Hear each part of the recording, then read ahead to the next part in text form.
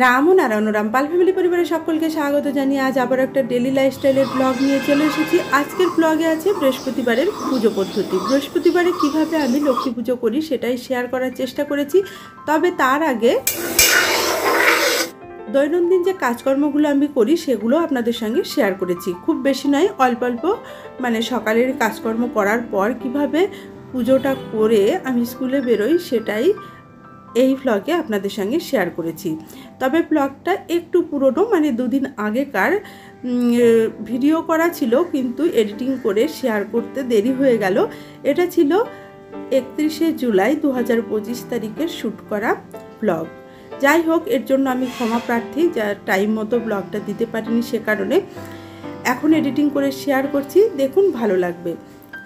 সকালে ঘুম থেকে উঠে বিছানাটা ভালোভাবে গুছিয়ে নিয়ে বিছানাটা ভালো করে ঝেড়ে নিলাম। আগামী দিন তো আবার কলকাতায় চলে যাব, যার কারণে চাদরটা আজকে আর পাল্টালাম না।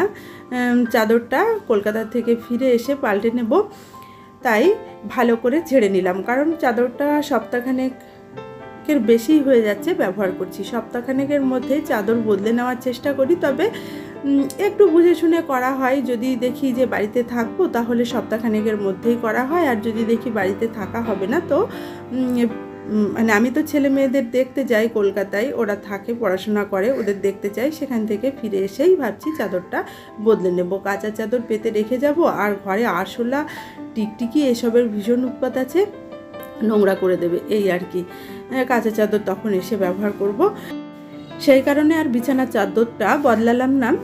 এখন আগের দিনের কেচে রাখা বেশ কিছু জামা কাপড় দড়িতে ফ্যানের তলায় দিয়ে রেখেছিলাম সারা রাত্রি, যাতে শুকিয়ে যায়। মাঝে মাঝে তো বৃষ্টি আসছে, বর্ষা হচ্ছে, মানে জামা কাপড় ভালো শোকাচ্ছে না, তাই ফ্যানের তলায় সারা রাত দেওয়া ছিল এই জামা কাপড়গুলো। বেশ আমার দু একটা নাইটি, সায়া, ব্লাউজ, এইগুলো এখন গুছিয়ে নিলাম। সকালে ঘুম থেকে উঠে গুছিয়ে নিলে ঘরটা বেশ ফ্রেশ হয়ে যায়, ঝরঝরে লাগে, ভালো লাগে।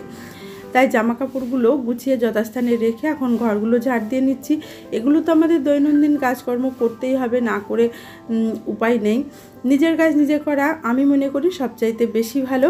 পারলে পারে, যারা পারে না তারা চাইলে হেল্পিং হ্যান্ড নিতে পারেন।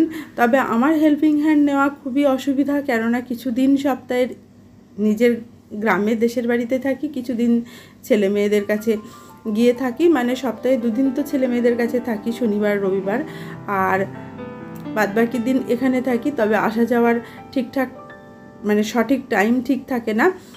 হেল্পিং হ্যান্ড নিলে তাদের আসতে বললে পারে কখন কাজটা করবে না করবে এই নিয়ে বিভিন্ন সমস্যা হয়, যার কারণে আমি নিজেই নিজের কাজটা করে নিই। সকালের সমস্ত কাজকর্ম করতে একটু অসুবিধা হয় ঠিকই, হেল্পিং হ্যান্ড হলে ভালো হয়, কিন্তু নেওয়া আমার পক্ষে বিশেষ অসুবিধা আছে, তাই নিতে পারি না। আপনাদের সঙ্গে গল্প করতে করতেই ঘরটা ভালো করে ঝাড় দিয়ে নিয়েছি। শুধু এই ঘরটা নয়, উপরের পুরো ঘর দোরগুলো ঝাড় দিয়ে নিয়েছি, এখন মুছে নিচ্ছি।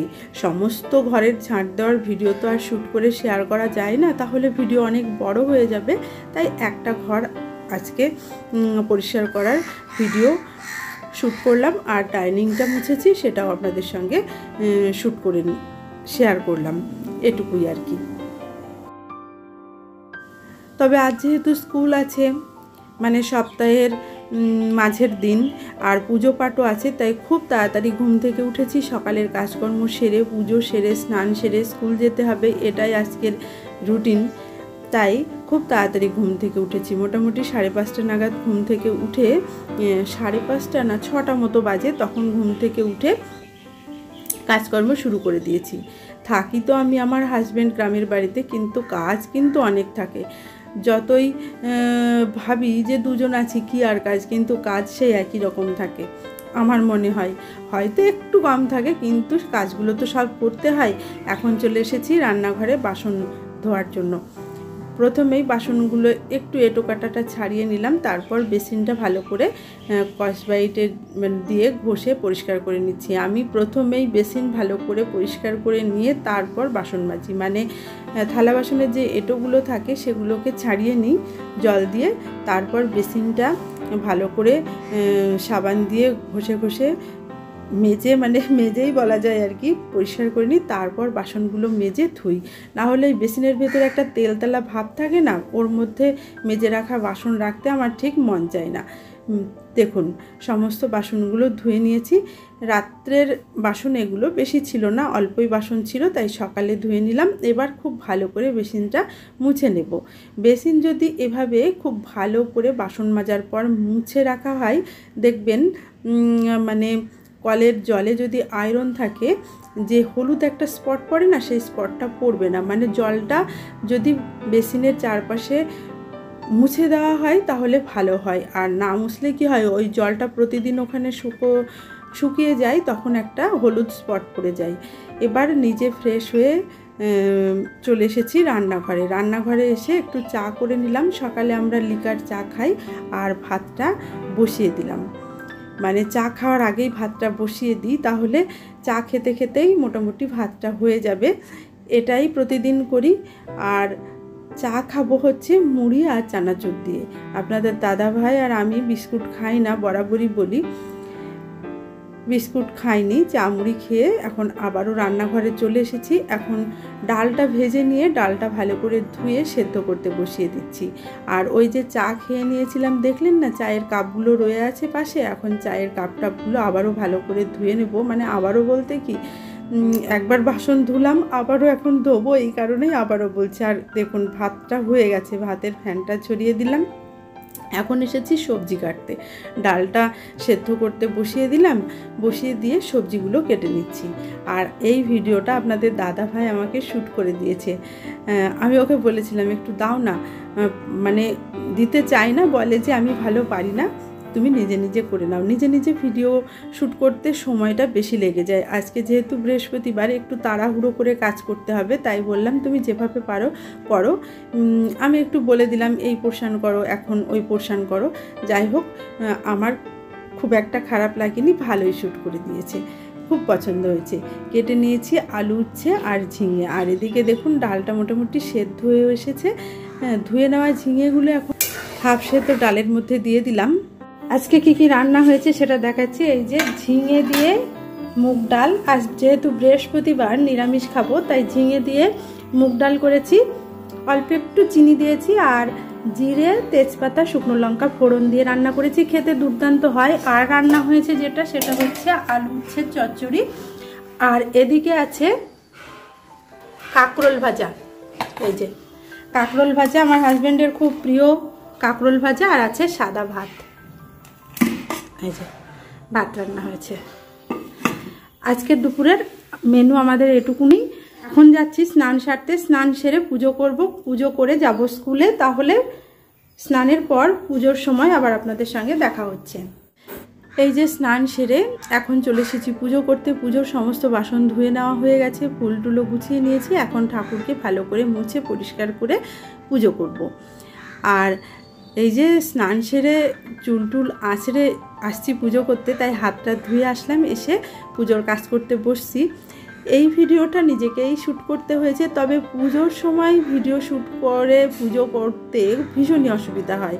কারণ হচ্ছে বারবার হাত ধুতে হয়। আর গোছানোর ভিডিওটা, পরিষ্কার পরিচ্ছন্ন করার ভিডিওটা শ্যুট করা যায়, কিন্তু যখন ঠাকুরকে ফুল দিয়ে পুজো করা হয় সেই ভিডিও আর শ্যুট করা যায় না। কারণ তখন তো নিজের মনের মধ্যে পুজো করার জন্য একটা আকাঙ্ক্ষা থাকে, একটা পুজো করে তৃপ্তি পাওয়ার অনুভূতি থাকে, যার কারণে তখন আর ভিডিও শ্যুটের দিকে মন দিতে ইচ্ছে করে না। দেখবেন এটা আমার মনে হয় সবার হয়। তাই কিভাবে ঘট সাজালাম, কিভাবে ঠাকুরকে মুছে পরিষ্কার করলাম, সেই ভিডিওটা যদিও আমি শ্যুট করতে পেরেছি, তবে ক্লোজ ভিডিও খুবই কম করতে পেরেছি। কারণ হচ্ছে যে ওই যে হাত ধোয়ার সমস্যা, পুজোর করার সময় যতটা পারা যায় পরিষ্কার পরিচ্ছন্নভাবে ধোয়া হাতে আমরা তো ঠাকুরকে গুছিয়ে গেছি পুজো করি। সেই পুজোর সময় যদি বারবার উঠে ফোন ঠিক করে ভিডিও শ্যুট করতে হয়, তখন হাত ধোয়ার একটা ব্যাপার থাকে, যার কারণে ভীষণই অসুবিধা হয়। তাই যেটুকু পেরেছি এডিটিং করে আপনাদের সঙ্গে শেয়ার করলাম, যেটুকু পেরেছি শ্যুট করেছি আর কি। এখন তো দেখলেন ওই যে ঘটের মধ্যে জল দিয়ে আমের শখাতে, তারপরে পান পাতায় পাকা কলাতে সিঁদুর লাগিয়ে ঘরটা পেতে নিলাম। একটু সুপুরি হলে ভালো হতো, সুপুরি বা সুপারিটা আমার কাছে নেই, হয়তো বা ইঁদুরে নিয়ে চলে গেছিলো, কিনে আনা হয়নি, তাই ঘটে মানে লক্ষ্মীর ঘটে আজকে সুপারি দিতে পারলাম না।